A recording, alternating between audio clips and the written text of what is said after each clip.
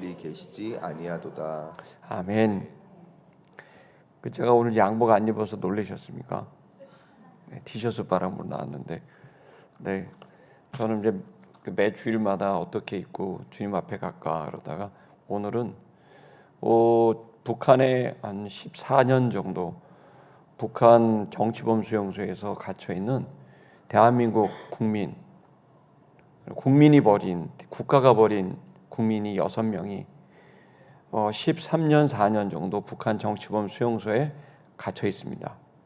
그분들은 이제 북한 주민이셨다가 귀화하셔서 다시 간 분도 계시지만 그 중에 4분은 대한민국 국민이고 대한민국에서 태어난 6분 모두 선교사님들이십니다. 이분들의 를 기억하는 마음이 오늘 선교주일에 필요하겠다 생각이 들어서 제가 오늘 티셔츠 바람이 나왔습니다. 선교주일은 매달 저희가 셋째 주 정도 하고 있는데 오늘은 이제 둘째 주인데요. 다음 주가 추석 연휴라 그 추석 연휴와 때 되면 좀 많은 분들이 함께하지 못하는 경우들이 있어서 이번 주에 하게 됩니다.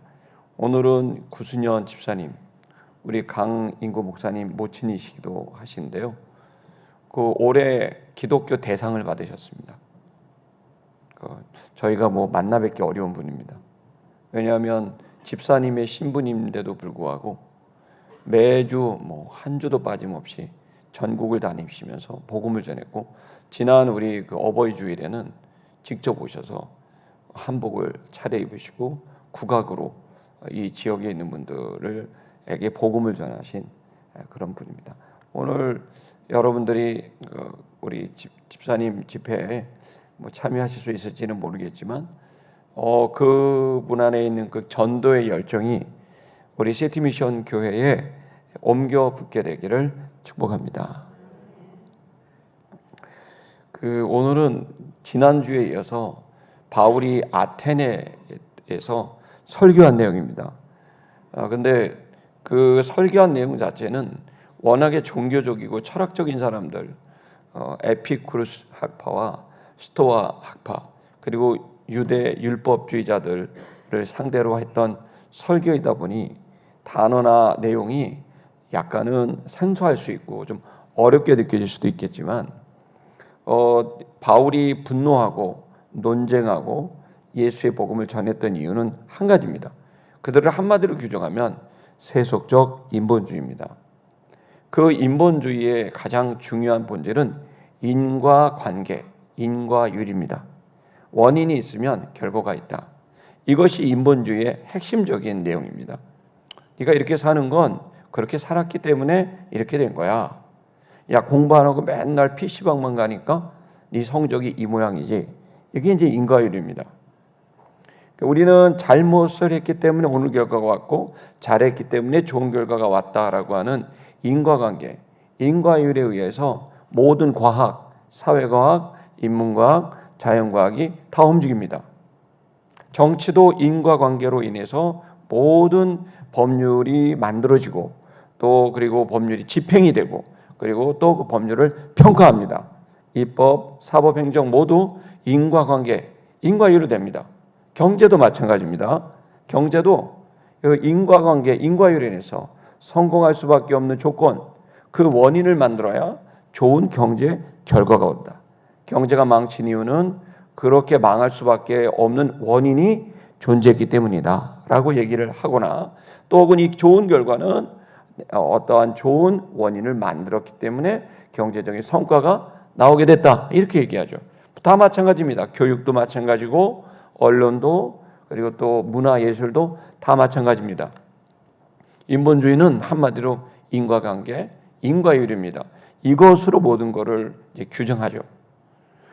그 인과관계로 인해서 수많은 사람들은 이 결과를 미래는 오지 않았기 때문에 이 미래가 좋은 미래, 구원이 오기 위해서, 축복이 오기 위해서, 생명과 풍성함이 오게 하기 위해서 오늘 너는 이렇게 너 자신의 내면을 잘 만들고 이렇게 계속해서 평정심을 유지하는 그러한 환경과 그러한 언어와 그런 조건들을 만들어라는 에피쿠르스 파들이 있었고, 또 그리고 네가 그런 좋은 결과를 만들기 위해서는 온 우주에는 신이 있는데 그 신의 지혜, 그 신의 에너지, 그것이 인격적 신이든 아니면 인격의 신이 아니라 어떤 에너지든 어떤 지혜든 그 온 우주에 가득한 그 절대자로부터 네가 지혜와 힘을 받아야만 너의 미래가 열릴 수 있다라고 하는 범신론적 그러한 철학 사상이 또 들어오게 된 거죠. 근데 바울이 볼 땐 그 모든 것들은 아무리 인간이 원인을 만들어도 결과를 만들 수 없는 것이 있다는 거죠. 그게 뭡니까? 구원입니다. 왜냐하면 그것이 인간의 한계라는 거죠. 그 구원을 받을 수 있는 원인은 그 원인의 조건을 알 수 있지만 인간은 할 수가 없는 겁니다. 그래서 경험론적이고 실제론적인 거예요. 너의 이론상은 맞지만 실제로 그러니? 너의 에피쿠르스 학파 너희가 그러니? 그럼 너희는 정말 평정심을 유지하니? 그래서 행복하고 쾌락을 너희는 추구하니? 너희 스토아 학파 그래 하늘의 그 지혜와 지식을 갖고 내가 간다고 하는데 그 신이 그 범신론이 너를 행복에 이르게 하니? 율법주의 너희가 그렇게 613가지를 집행하게 되고 순종하게 되면 네가 구원을 얻고 복을 받게 되는데 너는 613가지 율법을 순종하니? 너는 알지 모르지만 그 이론 자체도 문제지만 그 이론이 맞다고 해도 너는 그 이론을 실행할 수 없는 존재야. 그것이 바울이 봤던 본인 자신에게 또 그리고 이 시대의 관찰을 통해서 얻은 결론인 거죠. 그래서 오로지 인간이 구원 얻을 수 있는 길은 인간의 미래가 확실하게 안녕과 번영을 얻을 수 있는 유일한 길은 우리에게 달려있지 않다는 겁니다. 예수 그리스도라는 메시아 그 구원자가 우리를 구원해 줘야만 지식에 이를 수도 있고 진리에 이를 수도 있고 그 진리를 살아갈 수 있는 그 진리를 은혜로 말미암아 그 진리에 부합한 존재로 완성될 수 있게 하는 것은 바로 구원자, 메시아, 그리스도 그분이 있어야만 되는 거야 라고 하면서 그가 바로 예수며 그가 바로 그러한 인간의 근본적이고 현실적인 모든 문제를 해결할 증거가 있는데 그게 바로 예수의 부활이다라고 증거한 거예요. 여러분 그 이야기는 계속 진행됩니다. 오늘도 사실은 상당히 어떻게 보면 철학적인 얘기고요. 과학적인 얘기고요. 신학적인 얘기입니다. 이 본문은 분명히 헬라어 원래 원문은 문단이 딱 나눠져 있습니다. 그러니까 저는 설교 본문을 잡을 때 제가 잡는 건 아니에요. 성경에서 계속 나가고 이 원문에 적혀져 있는 문단의 길이만큼만 갑니다. 근데 이제 이 문단이 22절에서 27절까지가 한 문단, 하나의 패러그래프입니다. 오늘은 계속 이어져 갑니다. 그러면서 그 신에 대한 이야기를 합니다. 신을. 근데 여기에서 인본주의의 끝은 그 인과율로 가요. 그런데 그 인과율로 가게 되는데 인과관계로 가게 되는데 이제 문제는 뭐냐면 인과관계를 아무리 추적을 해도 인간의 이성은 어디에 이른다? 바로 불확실에 이르게 되는 거죠. 그 한계에 이르게 돼요. 그래서 잘 모르겠다는 거예요. 그때 아테네에 와봤더니 아테네에도 이 사람들이 그 생각을 계속하다 보니까 어떤 신이 있어요? 신에게 이름이 붙였어요. 뭐 제우스 뭐 이런 이름이 붙었는데 어떤 신의 이름이 뭐가 됐어요? 알 수 없는 신. 결국 알 수 없다는 거예요. 여러분이 인과율로 아무리 찾아보세요. 그걸 인과율로 한다는 걸 좋은 말로는 연구라고 그러고 나쁜 말로는 고민이라고 그러거든요. 그 연구, 고민 똑같은 거예요. 궁리를 하는 거예요. 궁리. 그 원리, 인과관계를 궁리를 하는 거죠. 그래서 뭐예요? 짐작을 하는 거예요. 궁리를 통해 짐작을 하는 거거든요. 이게 바로 여러분의 고민이고 우리의 연구입니다. 여러분 그러한 그 궁리를 하고 있는 이것이 우리의 감정적으로 염려와 걱정이 되기도 하고 이것은 불안이 되기도 하고 여러분 그래서 오늘의 주제는 인본주의에 갇혀져 있는 인간은 절대로 신을 알 수가 없는데 그런데 너무 놀랍게도 바울은 신을 알 수 있다고 말합니다. 그러니까 인본주의는 불확실을 말하는데 복음주의는 확실성을 말합니다. 그래서 인본주의자들은 엄청 싫어합니다. 과학자들은 기독교인을 엄청 싫어합니다. 철학자들은 기독교를 완전히 위험한 바이러스라고 말합니다. 제가 신촌에서 정말 너무너무 힘든 시간들을 보냈던 건 그러한 가르침을 막 하는 거예요. 강단에서. 서강대, 연대, 이대 이 교수님들은 여러분 그 대학교 나오기도 어려운데 그 대학교에 교수 되는 건 얼마나 어렵겠어요. 우리 같은 사람이 아니에요. 천재들이에요.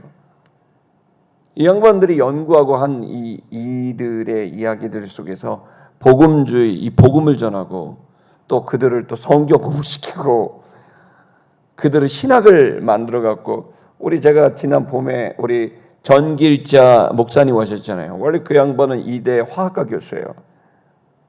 근데 화학과 교수고 집사님인데 목사가 됐어요. 그 양반은 기독교를 싫어했던 사람인데.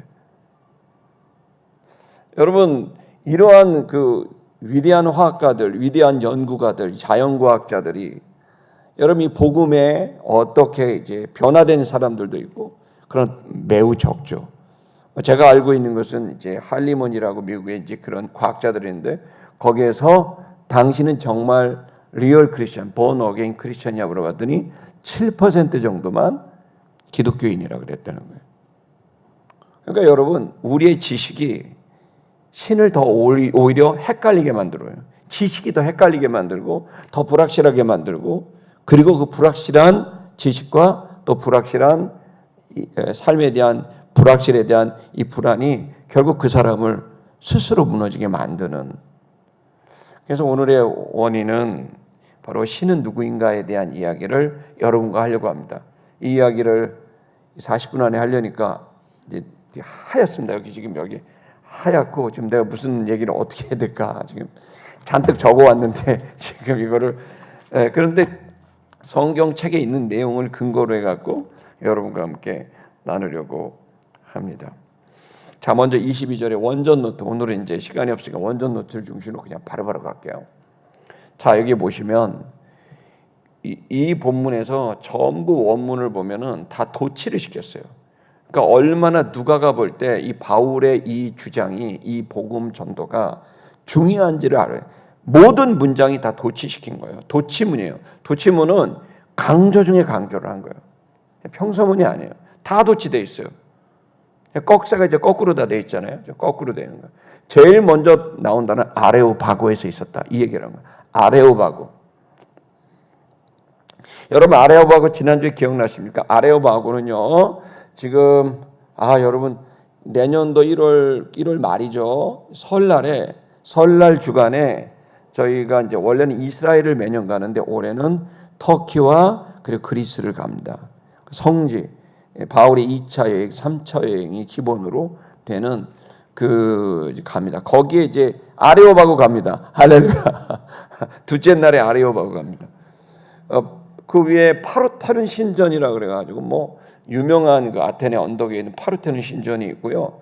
그 바로 밑에 가시면은 이제 아레오파코스라고 하는 이렇게 큰 광장이 있고 거기에 높은 이제 바위가 있습니다. 근데 왜 아레오바고를 했을까요? 아레스라고 하는 신을 상징해서 만든 이제 정자예요. 아레스가 누구냐면요, 전쟁의 신이에요. 그러니까 이 광장에서는요, 진리, 종교, 사상에 뭐가 벌어져요? 전쟁이 벌어지는 거예요. 지금도 여러분은 지금 이스라엘에 전쟁이 일어났다, 또 우크라이나에 전쟁이 일어났다, 이거에 대한 관심이 있죠. 또 지금 우리도 전쟁 중이죠. 북한에서 지금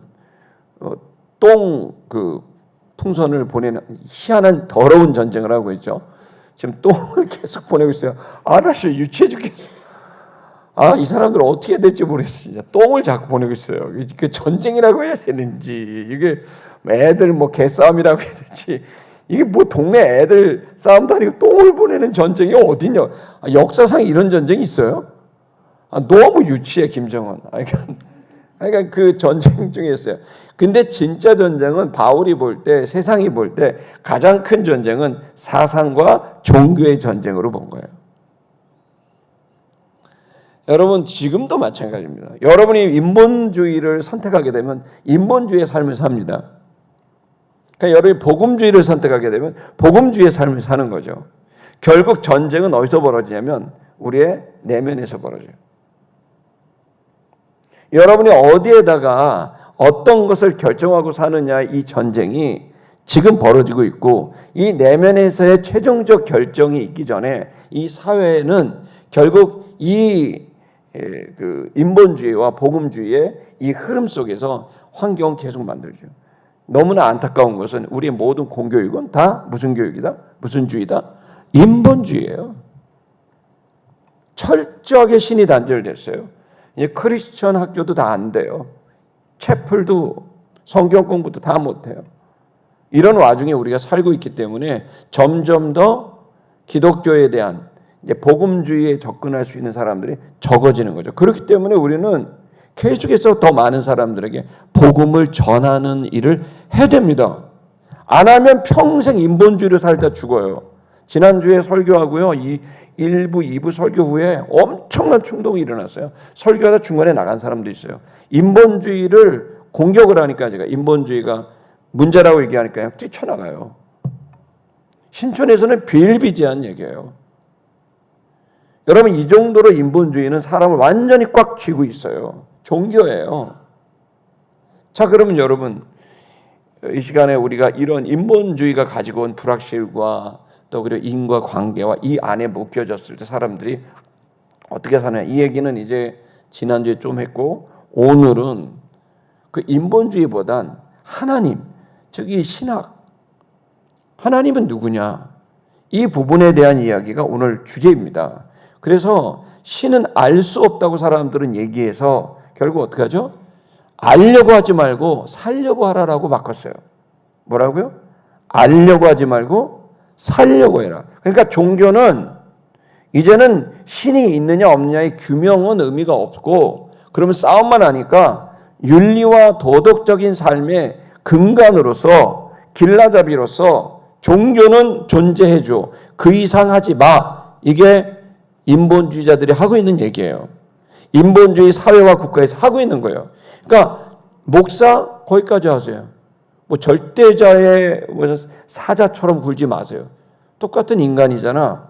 교회 안에도 이미 다 인본주의가 들어왔어요. 그러니까 이 목사의 얘기나 성경을 하나님 말씀으로 보여 책 중에 하나잖아.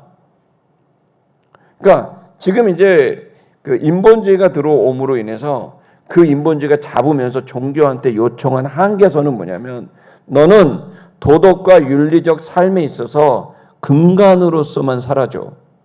근데 네가 모든 것의 절대자인 것처럼 말하지는 말어. 그래서 전쟁이 벌어졌기 때문에 이 전쟁에 휴전선을 친 거예요. 그래서 지금도 인본주의자들과 복음주의자들 사이에는 이 휴전선이, 보이지 않는 휴전선이 있는 거예요. 성도들의 내면에도 보이지 않는 휴전선이 있어요.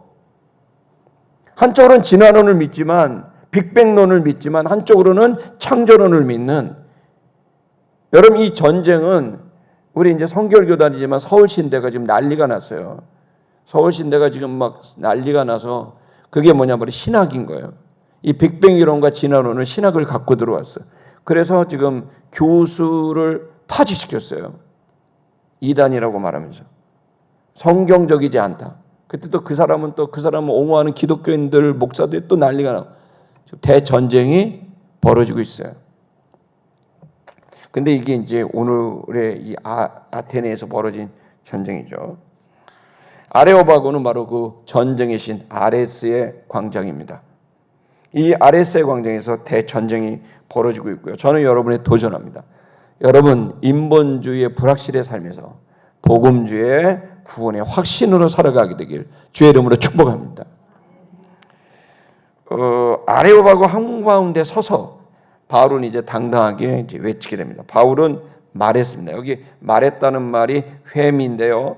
회미는 자기 생각을 전했다라는 뜻입니다. 그러니까 말하자면 복음을 전하기 전에 신학과 철학의 중간 지점에서 계속해서 이제 신학을 전혀 모르고 있는 이들에게 신학과 철학의 경계선에서 전했다는 거예요. 지금 신학 박사들은 전부 철학 박사를 받거든요. PhD라 그래서. 그래서 이제 이렇게 이제 바울이 전하게 된 겁니다. 뭐라고 말했나요? 아덴 사람들아, 아테네 사람들아라고 큰 소리로 주의를 집중시킵니다. 그리고 이렇게 말합니다. 내가 봤다. 내가 지금도 보고 있다. 현재형이죠. 내가 지금 보고 있다. 너희를 보고 있다. 근데 너희가 종교성이 범사 모든 일의 종교성이 많다는 것을 내가 보고 있다. 이렇게 얘기를 합니다. 여기 종교성이 많다 그러면 여러분들 생각할 때는 수많은 우상 덩어리 뭐 이런 거로 생각을 하겠지만 결국 그리스 헬라 철학의 끝단은 인본주의를 가다가 인본주의 끝에서는 우상 숭배를 가게 되는 거예요. 그러니까 이들이 말하는 신은 신에 대한 관심이 있는 게 아니에요. 인간이 근본이고 신도 누굴 위해 있다? 인간을 위해 있다는 거예요. 그래서 만들어 놓은 신, 그래서 인간을 위해 만들어 놓은 수많은 그러한 윤리와 도덕과 축복과 탐욕의 기준들, 그걸 나에게 줄 수 있는 그런 것들, 그 탐욕이 신들을 만들어 놨기 때문에 여기서 종교성이 많다는 얘기는 뭐 무속신앙이 많다 이런 게 아닙니다. 본질로 들어가면 볼 때는 사주팔자 보고 굿하고 또 아니면 뭐 법당에 가서 뭐를 하고 뭐를 하지만 근본적으로 뭐다? 인본주의라는 거예요. 그래서 이 사람들은 그 자기의 삶, 자기를 위해서 이렇게 종교를 갖고 또 인본주의를 계속 하고 있다는 얘기를 이제 보았다라고 이제 평가를 하고 있죠. 지금도 마찬가지죠. TV를 켜보세요. 이렇게 과학주의가 발전하고요. 그죠? 과학주의, 유물론, 과학적 유물론이라는데 과학적 유물론의 시대예요. 지금은 이제 그렇게 얘기하거든요. 그러니까 전부 과학적 인과관계로 되고 얼마나 똑똑합니까? TV를 보시고 어디 여러분 보십시오. 맨 점집입니다. 대통령 후보 보세요. 맨 거기 뭐 대통령도 지금 막 그런데 막 구설수 올라갑니다. 뭐 도사가 옆에 있고.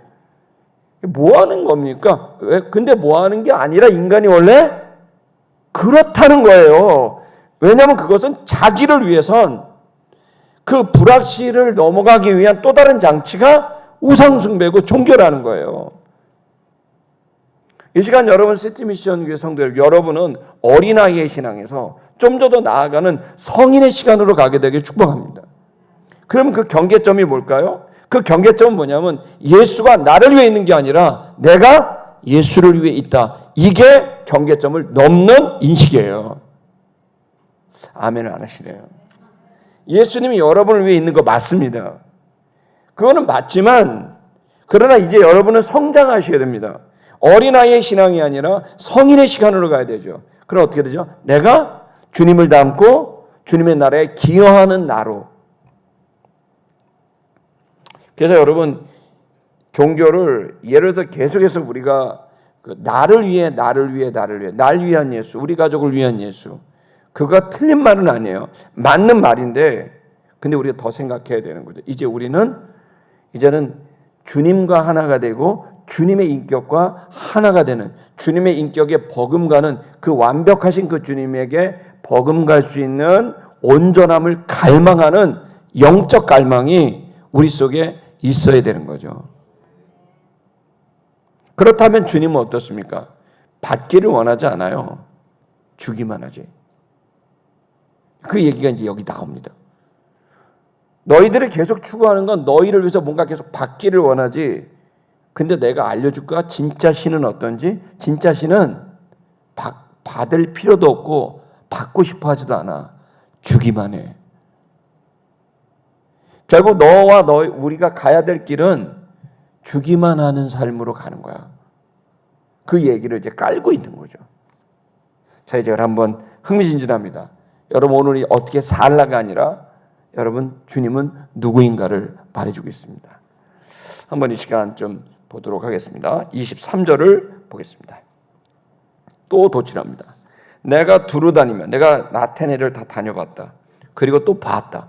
계속 바울은 봤다, 보니, 보게 되어, 보았느니라. 계속 그 봤다는 얘기를 하죠. 그게 뭐냐면 지금 사실을 정확하게 판단하고 찾고 추구하는 거죠. 두루 다니면서 봤다. 그래서 내가 또 봤다. 보고 또 봤다라고 얘기하죠. 위에서 있는 봤다와 아래에서 있는 봤다 다른데 어쨌든 그것까지 다 설명하면 오늘 어려워요, 시간이.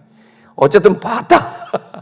내가 관찰하고 눈으로 마음으로 연구하며 궁리하며 봤다. 다 봤는데 너희는 너희를 위하여, 그러니까 위하는 것들, 너희의 위하는 것들, 그러니까 지금 인본주의인 거야.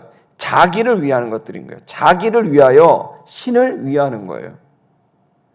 원인이 좀 다르죠. 그러니까 신을 위하여 나를 채우는 게 아니라 나를 위하여 신을 하는 거죠. 그리고 그러면서 수많은 단들을 내가 보았다. 근데 그 중에서 흥미로운 단이 하나 있더라. 그 단은 뭐라고 써져 있냐면 알지 못하는 신에게라고 되어 있더라. 알지 못하는 신에게. 그래서 그것을 보니까 너희가 알지 못하고 위하고 있더라.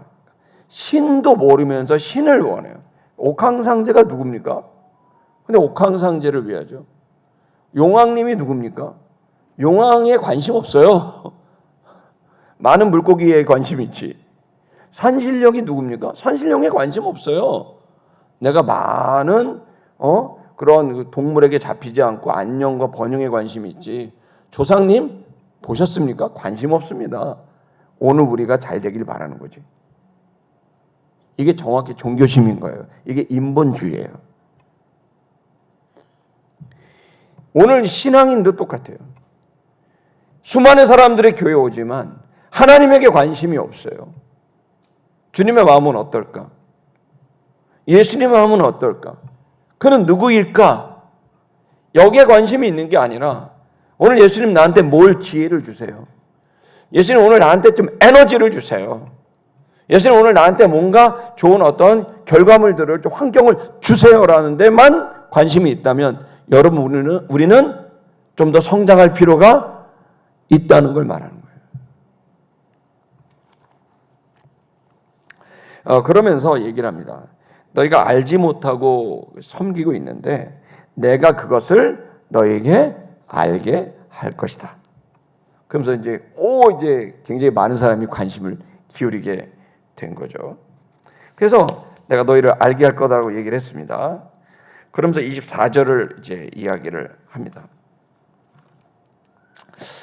먼저 잠깐 우리가 첫 번째 주제인 알지 못하고입니다. 그 알지 못하고는 사실은 지금 우리가 그 신의 존재에 대한 얘기를 하는 거예요. 신의 존재를 이야기하는데 많은 사람들이 신이 있냐? 보여줘라, 입증해줘라라고 해요. 근데 그 말은 진짜 웃긴 게 뭐냐면 신의 존재를 입증해달라는 이 말은 신이라는 존재를 너무 모르는 거예요. 사실은 여러분 입증해달라는 얘기는 객관적 유물론, 다시 말하면 내가 보이고 느끼고, 여기 바울이 계속 얘기하잖아요. 내가 봤다 그러잖아요. 결국 인간은 한계가 있는 거예요. 보고 듣고 오감을 통해서 그것이 체험되고 그것이 입증돼야 되는, 유물론적으로 입증이 돼야 되는 거예요. 그거 주관적이가 아니라 객관적으로 입증이 돼야 되는 거예요. 그래야만 어떻게 해요? 그 실제와 존재를 인정한다고요. 근데 신은 그렇게 인간이 내가 오감을 통해서 객관적인 유물론 안에서 그렇게 경험될 수 있는 분이냐라고 했을 때 아닌 거죠. 만약에 우리의 생각 안에 그분이 갇힐 수 있다면 그건 신이 아니라 신보다 훨씬 높은, 바로 인간이 더 높은 그런 존재가 되는 거예요. 그렇기 때문에 사실은 신은 일종의 미스테리 같은 존재인 거예요. 그래서 알 수 없다는 표현이 가장 어떻게 되면 인본주의자로서는 정직한 표현일 수밖에 없는 거죠. 예를 들어 그럼 이거는 비겁하다. 이게 종교인이 꼭 설명 안 되면 이런 식으로 피해가려고 하고 비겁한 거 아니야. 근데 난 또 거꾸로 묻고 싶어. 그러면 너희들이 갖고 있는 빅뱅론, 너희가 지금 이렇게 왔고, 객관적 유물론자들이 가장 많이 있는 게 과학주의 때문에 그러거든요. 그럼 과학주의의 가장 근간이 뭐예요? 빅뱅론과 진화론이잖아요. 근데 그걸 얘기하는 사람들한테도 얘기를 하는 거죠. 그러면 빅뱅 봤냐? 내가 물어보는 거예요. 빅뱅이라는 게 뭐죠? 빅뱅이 빵 우주에 있었어. 그거 있고 난 다음에 어떻게 되죠? 그 다음에 갑자기 이제 에너지들이 나오면서 이 모든 존재들이 와요. 빅뱅 이전에는 아무 존재가 없었다는 거죠. 진공이 뭐죠? 아무런 먼지도 없는 거예요. 진공 상태. 그러니까 진공이라는 건 아무런 에너지가 없어. 근데 아무것도 없는 그 상태에서 뭐가 일어나? 빅뱅이 일어났다는 거예요. 근데 그걸 갖다 얘기하는 게 뭐냐면 짧은 시간 안에 양자적인 에너지가 이렇게 빵 움직이더라. 그런 실험이 있어요. 그 이제 그 물리학 우리 조성현 전사님 물리학과 나오셨는데 물리학과가 보면 기본적으로 하는 그 연구가 있단 말이에요. 그게 뭐냐면 진공 상태를 만들어 놓고 그 진공 상태 안에서 아무것도 없어. 물질도 없고 아무것도 없는데 그게 뭐죠? 아무것도 없으니 시간도 없겠죠. 시간은 여러분 지금 우리 태양 때문에 있는 거잖아요. 좀 여러분이 60살 됐다는 게 뭐죠? 지구가 태양을 60바퀴 돌았다는 얘기예요. 그럼 거기는 아무것도 없으면 시간도 없고 공간도 없고 물질도 없어. 아무것도 없는 거야. 생명도 없고. 그 상태, 진공의 상태에서 빵 갑자기 에너지가 발생을 했는데 그 에너지가 뭐예요? 양자라는 거는 볼 수는 없어요. 원자, 분자 그 밑에 보이는 것과 보이지 않는 그 경계선에 있는 그 양자. 그 양자가 어떻게 해요? 에너지가 진공 상태에서 움직이더라. 그게 온 우주에서 갑자기 그 에너지들이 오면서 짧은 시간 안에 오면서 그게 갑자기 되면서 빵 터지면서 360도로 온 우주가 빅뱅이 있고 난 다음에 갑자기 지금 이런 세계로 진화하게 됐다. 이런 얘기를 하는 거죠. 그래서 내가 묻고 싶은 게 뭐냐면 아니 그걸 그러면 그런 개연성이 있다는 것도 오케이. 그 작은 실험 안에서 있다고 했다 치자. 그럼 그걸 입증해라. 그건 짐작하는 거잖냐. 그럼 창조의 짐작은 훨씬 더 많다. 말씀으로 만들었다는 것을 훨씬 더 많다. 왜 그 작은 실험 하나 이걸 갖고 이 엄청나게 많은 입증된 거는 다 부정하고 그 작은 실험 하나에서 나오고 있는 그 실험도 정확하게 진공인지 아닌지 당신들이 어떻게 하냐. 난 그 묻는 거예요. 결국 당신들도 빅뱅을 믿는 거다. 믿는 거잖아요. 여러분 과학이라는 거는 논문은요. 뭐 여러분 저도 뭐 논문을 막 혼자 막 써보고 그랬지만 논문 지도받고 가지고 논문이라는 게 뭐죠? 짐작하고 믿고 그 이론을 내가 짐작하고 믿고 상상해서 그걸 합리적으로 만들어서 어떤 논문은요 쓰다가 내 상상한 게 아니야. 그럼 논문이 막혀. 그럼 인생을 끝내는 거예요. 몇 년이고. 특히나 자연과학 쪽은 더 심해요. 그 지도 교수가 잘못 지도하게 되면 논문이 가다가 막혀서 쓸모없는 논문에 몇 년이 있단 말이에요. 그게 뭐냐면 그 상상력, 믿음으로부터 시작하기 때문인 거예요.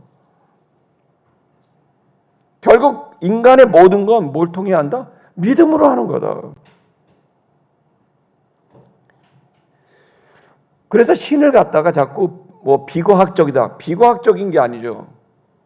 여러분 자꾸 이제 그 어떤 그 제가 영상을 보니까 반과학적인 것과 비과학적인 게 다르다 이렇게 얘기하더라고요.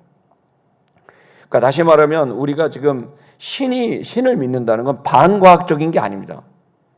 과학하고 위배되는 게 아닙니다. 우리는 얼마든지 이 성경 안에서 계속해서 자연과학과 사회과학과 인문과학 안에서 예수를 믿는 사람의 심리의 상태, 감정의 상태, 그리고 예수 믿는 사람의 사회적인 어떤 변화들 이런 것들은 충분히 연구로 나오고 있습니다, 지금. 그래서 결국 신을 믿고 가는 사람들과 신을 믿지 않는 사람들의 삶에 대한 어떤 기준들을 객관적으로 사회학자나 미래학자들이 만들어 놓고 있는 거죠. 그러니까 여러분 사실은 우리가 신 자체에 대해서는 입증을 할 수 있느냐? 그 자체를 입증할 수 있는 영역이 아니고 지금 우리가 갖고 있는 객관적인 유물론 안에서는 입증할 방법은 없는 거죠. 근데 그게 신만 그러냐? 아니라는 거예요. 그 진공의 상태는, 빅뱅의 상태는 역시 똑같이 그렇게 과학적으로 따지기 시작한다면 한계를 갖고 있는 부분이 있다는 거죠. 제가 이런 얘기를 하니까 이제 사람들이 오늘 이 시간에는 여기 오니까 젊은 사람들도 있으시고 또 우리 신자들 중에서도 관심이 많으신 분들이 계시니까 그래서 세상에는 두 종류가 있어요. 경계를 딱 꺼서 너희는 도덕과 윤리와 삶에 대해서만 해. 우리 싸우지 말자. 우리 연구할게. 이런 그룹이 하나가 있고요. 또 한 그룹은 뭐냐면 너희는 위험한 바이러스들이야. 너희는 뭐 사회주의자들은 우리를 보고 아편이라 그랬거든요. 마약이라고. 기독교는 마약이야 라고 얘기를 했거든요. 그 북한이나 사회주의 기독교를 반대하는 거예요. 그렇게 하고 또 리차드 도킨슨 이런 이기적 유전자 이런 거 책 만든 이 사람은 뭐예요? 그냥 너희는 완전히 아주 우리를 암덩이보다 더 나쁜 아주 해악한 존재들이야라고 그렇게 예수를 말했잖아요. 그런 사람들 EBS, KBS 다 나오잖아요. 근데 그런 분들이니까 지금 우리는 이 두 부류의 사람들 속에 쌓여서 기독교 복음주의자들은 지금 존재하고 있는 거죠. 근데 여러분 거기서도 그들이 부정하지 못하는 이게 하나가 있어요. 그게 뭐냐면은 성경 히브리서에 뭐라는 표현이 나왔냐면 주님은 움직이는 그림자가 없으신 분이다라는 표현이에요. 움직이는 그림자가 없다. 이게 무슨 얘기죠? 자, 여러분 이렇게 보시면은 여기 조명이 이렇게 있잖아요. 그러면 이 조명이 딱 있으면 조명이 이렇게 있으면 제가 이렇게 하면 그림자가 어떻게 돼요? 그림자도 움직이죠? 자, 그렇다면 뭐예요? 제가 이 공간의 중심이라는 얘기가 아닌 거예요. 무슨 얘기냐면 움직이는 그림자가 없으시다는 말은 뭐냐면 그는 중심이야. 그리고 그는 중심이기 때문에 그분은 움직이지 않고 있어. 그리고 모든 것들을 움직이게 만드는 그 존재가 존재할 수밖에 없다는 이론이 나오는 거예요. 그래서 히브리서의 그 말씀과 함께 우리는 뭘 할 수 있냐면 보세요.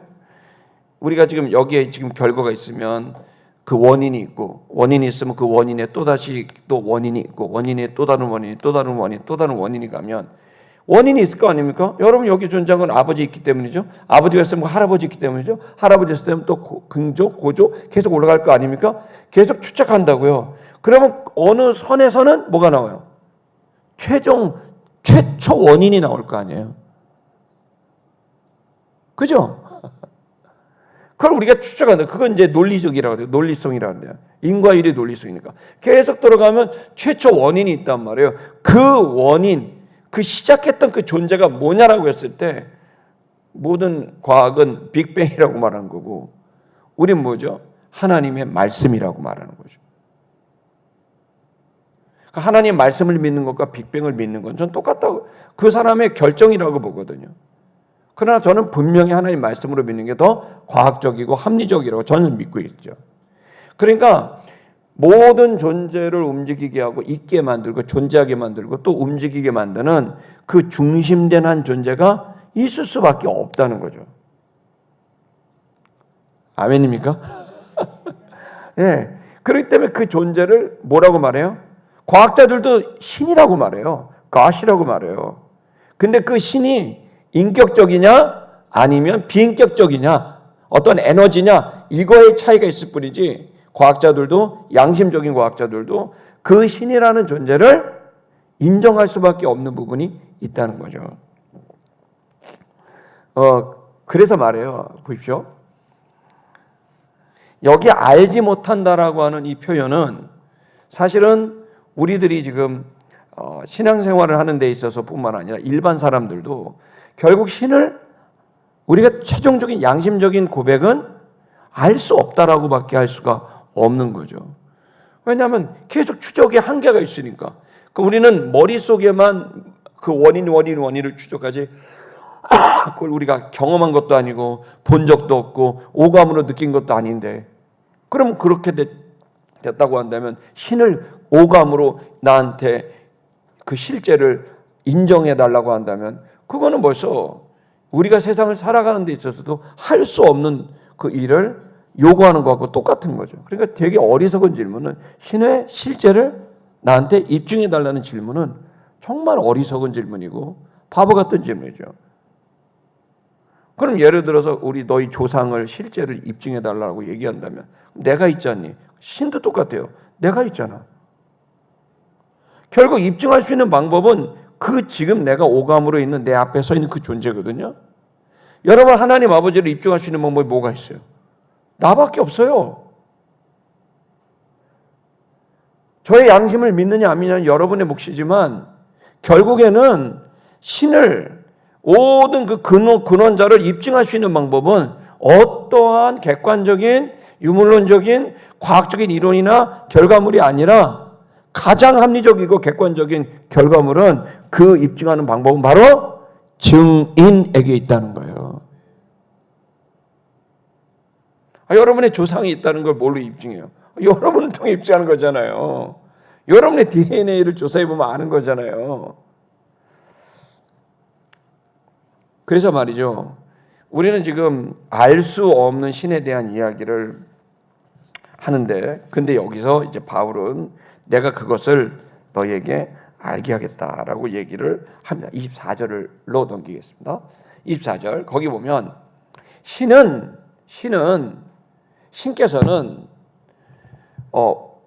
우주를 지으셨고 그 우주 안에 있는 만물 가운데 그 우주 안에 있는 만물을 지으신 분이다라고 첫 번째 신에 대한 명제를 주고 있어요.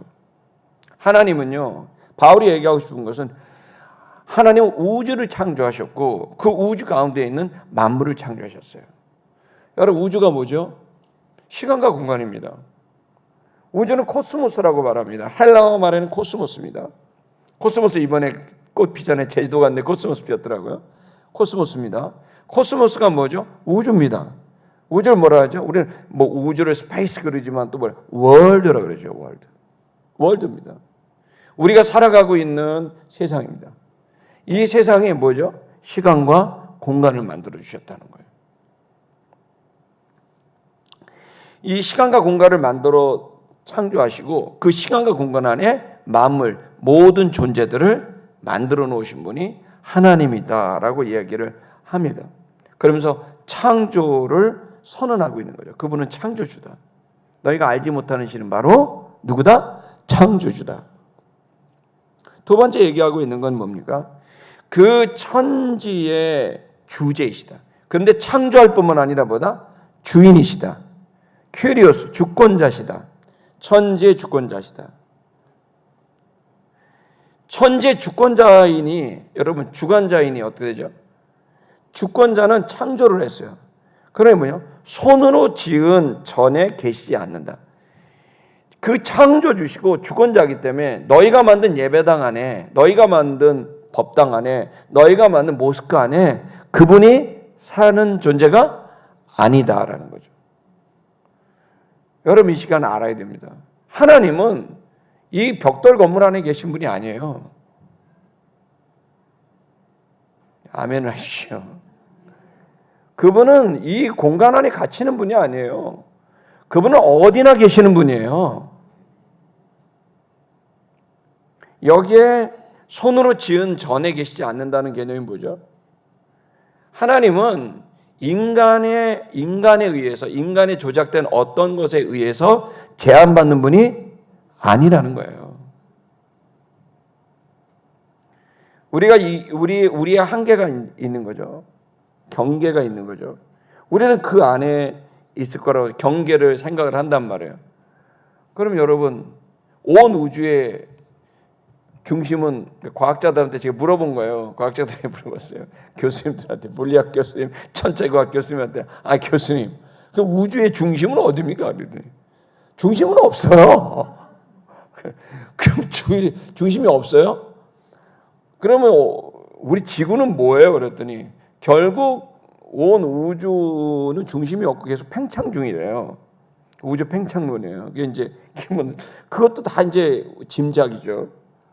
그러면서 하는 말이, 그러면 우주의 중심을 그렇다면 그래도 규정을 해야 될 거 아닙니까?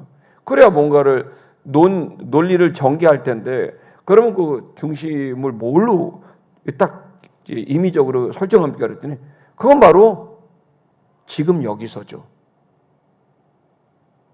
과학자들이 한 말이에요. 결국 우주의 중심은요, 정말 놀랍습니다.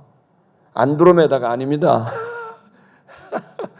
태양계가 아닙니다. 누구도 아닙니다. 결국 무언가 우주의 중심을 이야기를 해야만 한다면, 그렇다면 우주의 중심은 바로 내가 서 있는 이 시간, 이 자리가 우주의 중심이라고 설정할 수밖에 없다는 거죠. 왜냐하면 우주는 중심이 없으니까. 불확실한 거예요. 근데 그 말이 또 신앙적으로도 맞아. 왜? 내 안에 주님이 계시고 성경은 온 우주에, 온 세상에 주님이 가득히 계시다고 말했거든요. 시편의 말씀 보십시오. 제가 오늘 일일이 다 말씀드릴 수 없지만 시편의 말씀, 온 우주에 주님은 가득하다. 그래서 온 우주가 주님 때문에 아름답다. 그리고 그 주님이 내 안에 계시다. 그래서 우리 자신은 신묘망측하다. 그분의 신이 우리 안에 부어졌다. 그러니까 여러분, 지금 우리들은 하나님을 알아야 될 건 우리의 생각과 또 우리가 가지고 있는 이 틀 안에서 주님을 제한시키거나 그 안에 머물게 할 수는 없다는 사실을 말해주고 있죠. 그러니까 여러분, 우리를 넘어서는, 우리의 경계를 넘어서는 분, 여러분 그 분에 대해서 이야기를 하고 있습니다. 그 아래 또 보시게 되면, 그래서 그런 분일 뿐만 아니라 그분은 25절을 보면 부족한 게 없기 때문에 사람의 손으로 무엇인가를 섬김을 받을 필요가 없는 분이다, 또 이렇게 표현합니다. 여러분, 오늘 우리들은 주님께 뭔가를 한다고 말합니다. 내가 헌금을 주님께 드린다, 한다. 근데 그게 주님의 부족함을 채우는 겁니까? 아닙니다. 주님은 부족한 게 없다고 말합니다. 그 주님은 우리가 돈을 드린다고 돈이 없어서 드리는 게 아니라는 거예요. 주님께 우리가 뭔가를 봉사를 하고 먹을 걸 드리고 뭐라고 하는 건 그 주님은 부족한 게 아예 없는 완벽한 자라는 거예요. 그래서 사람의 손으로 신에게 뭔가를 할 수 있는 그런 것이 없다는 거예요. 그분이 부족하기 때문에 받으시는 게 아니라는 걸 이제 명확하게 말하는 거죠. 그러니까 이 얘기는 뭐죠? 그 주님은 완벽한 분이라는 거예요. 완전한 자라는 거죠. 완전한 자죠. 그러면 그 주님은 어떤 거랄까요? 받으시는 분이 아니라 주는 분이라는 거예요. 아래 보십시오. 그는 주는 분이다. 만민에게, 모든 사람에게 뭘 줍니까? 첫 번째, 생명 그 자체, being, 그 생명 그 자체를 주는 분이다. 생명을 주는 분이다. 여러분, 생명은 여러분 하나님이 주시는 겁니다. 예. 두 번째 뭐죠? 호흡을 주신다. 호흡은 뭐죠? 호흡은 흐름입니다. 공기입니다. 이것은 흐름이고 움직임입니다. 하나님은 오늘 우리들에게 생명을 주고 그 생명이 호흡할 수 있도록, 움직일 수 있도록 줍니다. 세 번째 뭘 주죠? 만물을 줍니다. 자, 생명을 주고 움직일 수 있도록 만들고, 그리고 모든 만물을 그에게 허락하는 거예요. 자, 이게 생명이고 풍성함인 거죠. 하나님은 여러분들에게 생명 그 자체를 주시는 분입니다. 또 생명을 줄 뿐만 아니라 그 생명이 움직이게 만들고 흐름을 갖습니다. 그리고 그 움직이게 됐을 때 필요한 만물을 허락하시는 분이라는 거예요. 여기에 생명인 거죠. 26절과 7절을 보겠습니다. 26절과 7절은 한 문장인데요. 긴 문장입니다. 26절을 보면, 그래서 그는, 하나님은 한하셨으니, 제한하셨다. 다시 말하면 경계를 주셨다. 주시지만 생명도 주고 호흡도 주고 만물도 주지만 영원히 주는 것도 아니고 제한을 하셨다. 모든 것에 주는 것도 아니라 제한, 한계를 주셨다. 첫째 한계는 뭐냐면 시간의 한계를 줬다. 카이로스라고 되어 있습니다. 저기는 크로노스가 아니라 카이로스, 기회. 카이로스를 주셨다고 되어 있습니다. 그것을 제한하셨다. 여러분, 모든 사람에게 기회가 영원히 있지 않습니다. 여기 명확하게 하나님은 본인이 가지고 있는 경영, 본인의 주권에 대한 이야기를 합니다. 하나님은 제안하셨습니다. 뭘 줬느냐? 결정하신 그 연대를 제안하셨다. 너희가 영원히 할 수 없는 너희에게 정하셨고 그것을 한계를 주셨다는 거예요. 시간의 한계. 두 번째는 무슨 한계요? 공간의 한계를 주셨어요. 거주의 경계를 너희에게 주셨다. 그러니까 하나님은 우리들에게 영원한 기회나 영원한 공간을 주는 게 아닙니다. 여러분과 제가 살고 있는 이 공간은 영원하지 않습니다. 하나님은 영원하지 않은 이 땅에 우리를 주셨고, 그리고 이 세상이 없어지거나 혹은 여러분이 이 세상을 떠나게 되는 그 순간이 되면 이 모든 공간은 여러분 제한적이고 일시적이 되는 거죠. 또 하나는 뭐냐면 기회도 계속 주지 않는 거예요.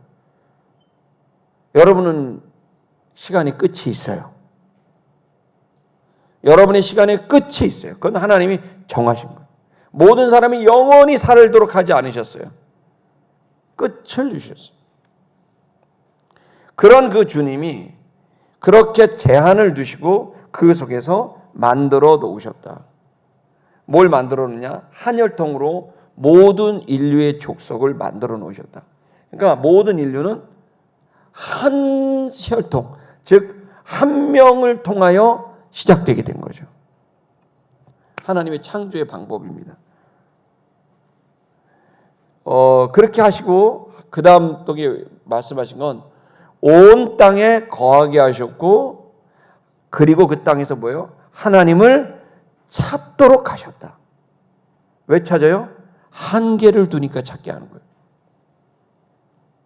만약에 인간이 한계를 두지 않는다면 신을 절대로 찾지 않을 거라는 걸 아셨기 때문에 하나님이 인간에게 한계, 마음의 한계, 몸의 한계, 그 한계를 두셨을 때 인간은 하나님을 찾을 수 있도록 하는 기회를, 그 찬스를 얻게 하셨다는 거예요. 그래서 그 다음 구절을 보면 이는 좀 더 구체적으로 설명합니다. 이는 넘겨주시면 이것은 사람이 그를 더듬어서, 여기 더듬는다는 거는 체험입니다. 더듬는다 이렇게 체험이죠. to touch입니다. 터치를 통해서 사람이 그를 어떻게 해요? 하나님을 터치를 하게끔 터치하고 싶은 희구법 원하는 거죠. 그러니까 뭐예요? 사람이 자꾸 주님을 만지고 싶도록 하는 거예요. 신을 체험하고 싶도록 하는 그것을 인간에게 주셨다는 거예요. 그래서 사람은 자꾸 육을 살지만 뭔가 모르게 내면과 정신을 찾아가고 그 내면의 정신과 마음을 찾아가지만 결국 내 영이 신에 대한 그 마음을 찾아갈 수 있도록 만들어 놓으신, 그렇게 어떻게 했다? 창조되었다는 거예요. 그래서 결국 인간은 더듬어서 진리, 궁극적인 어떤 존재, 그 존재를 찾아갈 수 있도록 만드는 진리에 대한 탐구, 진실에 대한 어떤 그 열망과 갈망을 모든 인간에게 주셨다는 거죠. 그리고는 그들이 그렇게 찾아서 더듬어갔던, 경험적으로 더듬어갔던, 그러니까 여기서는 되게 중요한 거예요. 더듬었다라는 이 단어는 우리들한테 뭘 주냐면 경험론적인 거거든요. 실제로 체험적이고 경험적인 거예요.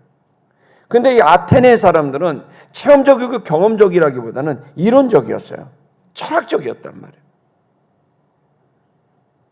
그러니까 여기서도 우리가 생각해야 될 거는, 우리가 잠깐 생각해야 될 거는, 신앙이라는 거는 철학적이고, 여러분 신학적인 것이 있어야 되지만 결국 신을 만나는 건 철학과 신학이 아니라는 거예요. 그럼 뭐가 맞나요?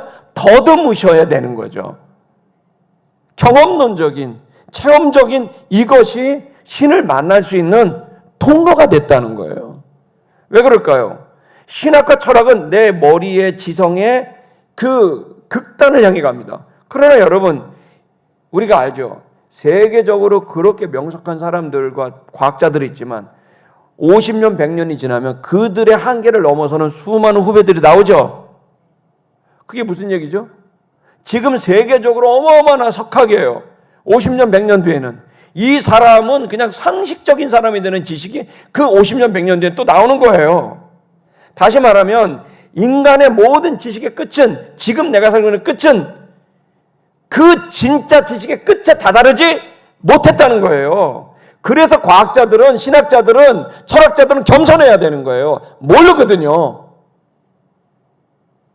내가 최선을 다해서 궁리하고 최선을 다해서 연구하지만 이게 끝이 아니라는 거란 말이에요. 그것은 경험적으로 알 수 있는 거예요. 위대한 과학자, 위대한 철학자, 위대한 사상가가 있지만 그 다음에는 또 다른 것들이 나오더라는 거죠. 그러니까 여러분, 지금 우리들이 이 성경을 믿는 이유는 이것은 지금 인간의 궁리의 끝이 아니라, 궁극적인 궁리의 끝이 아니라, 이것은 우리가 가지고 있는 한계점을 가지고 있는 우리들에게 계시, 즉 저 끝에 있는 지식을 우리들에게 보여주는 계시, 그 체험, 그 경험이라는 것을 우리가 이해하고 가야 된다는 거죠. 그래서 사람들이 그를 더듬도록 하시게 하시고 그들이 발견하게 하신다는 겁니다. 희구법입니다. 똑같이 그를, 즉 하나님을. 그래서 하나님은 어떻게 해요?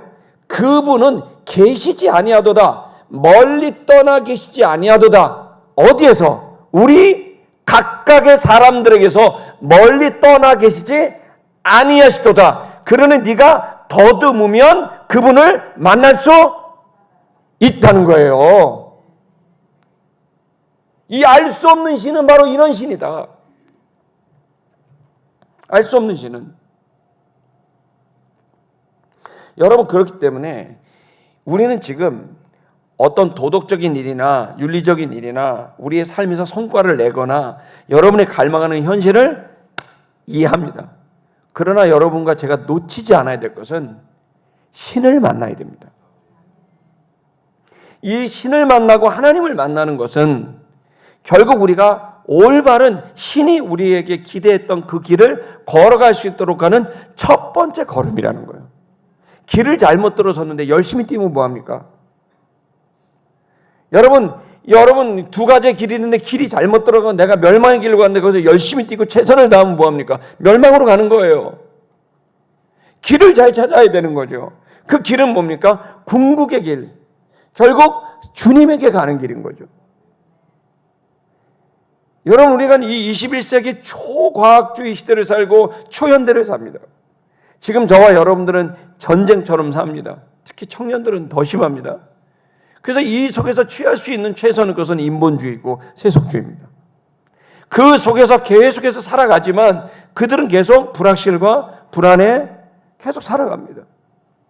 여러분, 이 문제에서부터 우리는 평안할 수 없는 거며 기쁠 수 없는 거며 자유로울 수 없는 거며 열매를 맺을 수 없는 겁니까? 아닙니다. 평안할 수 있고 기쁠 수 있고 자유로울 수 있고 열매를 맺을 수 있습니다. 그것은 근본적인 그 만남이 시작될 때 시작될 수 있는 겁니다. 그 생명, 그 호흡이, 그 생명이 달라지고 그 호흡이 달라지고 그가 만나는 만물이 달라지게 하는 건 그 첫 번째 자리, 그 첫 자리가 바로 주님이 됐을 때 그곳으로부터 길은 정말 우리가 가야 될 인간의 진짜 길을 걸어갈 수가 있게 되는 거죠. 그럼 그 주님은 어디 있을까요? 오늘 여기 말하잖아요. 멀리 떠나 계시지 아니하도다. 어디 계실까요? 바로 여러분 안에 계십니다. 안드로메다, 여러분, 그 460억 광년입니다. 인간이 측정한 겁니다. 과학자들이 측정한 거리가 460억 광년까지 측정했습니다. 근데도 아직 측정이 안 됩니다. 그게 우주의 끝인데 더 있을 거라고 짐작하는 겁니다. 460억, 이 광년입니다. 음속도 아니고 빛의 속도로 해갖고 460억 년을 가야 되는 그 거리까지 측정이 됐으나 그 더 있을 거라고 생각합니다. 근데 말하잖아요. 바로 두 가지입니다. 신은 회전하는 그림자가 없이 언제나 그 자리에 있습니다. 중심에 있습니다. 그러면 히브리서의 말씀과 로마서 말씀을 보면 하나님은 언제나 온 우주에 가득하고 그 우주의 중심에 있어요. 과학자들은 측정했습니다. 봤더니 결국 우리가 우주의 중심을 측정한다면 바로 지금, 시간적으로는 지금, 왜냐하면 지금 보는 별은요 이미 죽은 거예요. 나한테 보여졌지만 오는 사이에 쟤는 소멸한 거예요. 빛은 충돌을 일으켜갖고 그러니까 시간상으로 보는 건 이미 죽은 별이에요. 460억 년이 흐른 거예요.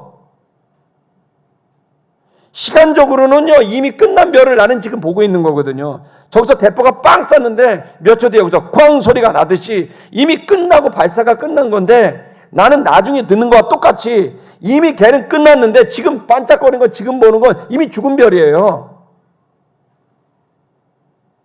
시기적으로는 지금 온 우주의 시간에 중심이 어디냐고 봤을 때 태양이냐? 아니라는 거예요.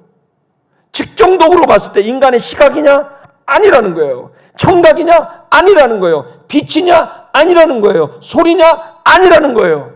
그럼 뭐가 시간의 중심이냐? 주님의 말씀이 중심이에요. 그리고 주님이 중심인 거예요. 온 우주의 중심이 그분이시고 그분이 중심이기 때문에 그분 자체가 바로미터.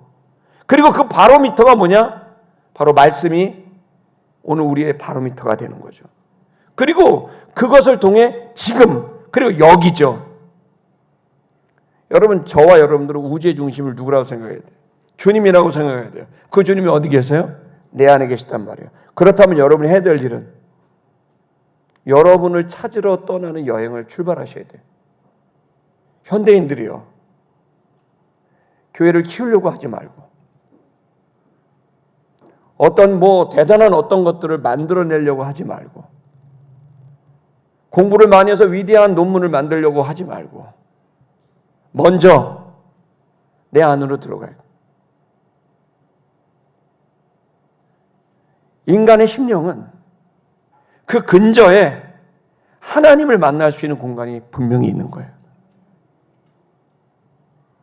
지금 저는 시티미션 교회가 계속해서 정말 추구해야 될 일은 어떤 일을 세속적 인본주의에 물든 교회는 계속 뭔가를 하자 그래요.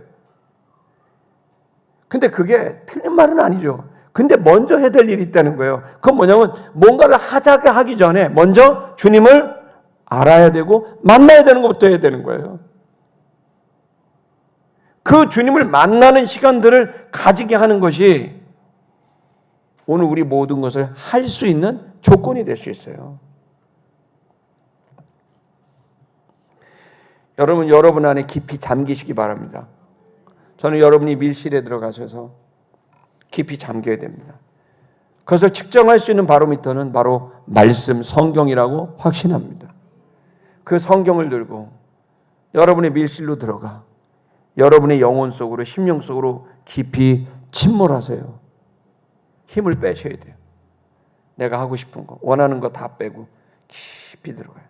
잠겨야 돼요. 깊은 심연으로 들어가서 거기서 하나님 만나야 돼요. 이 일을 인류는 놓쳤어요. 기독교는 놓쳤어요. 결국 우리도 모르게 도대체 이게 세속주의인지 인본주의인지 복음주의인지 헷갈려요. 이 시간 저와 여러분 우리 시티미션 교회 성도들이 이번에 강화도에 우리가 그 수양관을 한 이유도 거기 그냥 와서 주님을 만나라는 거예요. 다른 이유가 없어요. 좀 정적이 흐르고 나만의 시간을 보내고 그리고 내 속에 들어가서 내 속에 계신 주님을 만나는 그 시크릿 가든 아닙니까? 그 은밀한 가든에 들어가서 주님과 산책하고 말씀을 붙들고 그 주님과 교제하는 이 시간들을 안 갖고 무슨 수로 버팁니까? 전 지난주에도 너무 막 바쁘게 막 갑니다. 근데 진짜 중요한 게 뭘까요? 주님을 만나는 거예요. 어디서? 심령 속에서. 그 주님을 알아갈 수 있는 저와 여러분 되시기를 주의 이름으로 축복합니다. 이 그래서 오늘 좀 같이 좀 찬양하고 싶은데요.